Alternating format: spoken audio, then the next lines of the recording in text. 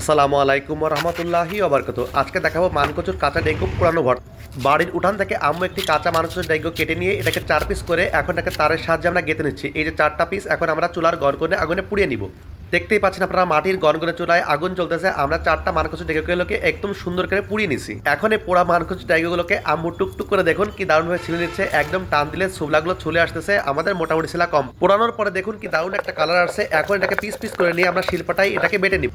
শিলপাটা বেটে নিলে একদম নরম হয়ে যাবে। আমরা কয়েকবার বেটে নেওয়ার পর দেখতেই পাচ্ছেন কালারটা কেমন আসছে। এখন আমরা জিরা, কাঁচামরিচ, পেঁয়াজ, আদা, রসুন শিলপাটায় বেটে নিব। আপনারা চাইলে এই পোড়া মানকচুর ডেঙ্গুগুলোকে শুধুমাত্র পেঁয়াজ এবং রসুন মরিচ ভেজে এটাকে ভর্তা করে নিতে পারি, কিন্তু আমরা এটাকে আরেকটু ভালো করার জন্য আমরা এটাকে ভেজে নিচ্ছি। হলুদ এবং লবণ সহ আমাদের বাটা মানকচুর ডেঙ্গুটাকে আমরা তেলের ভিতর দিয়ে দিলাম। এখন বারবার নাড়াচাড়া করে পানিটা একবার টেনে আসলে আমাদের হয়ে যাবে পোড়া মানকচুর ডেঙ্গু ভর্তা।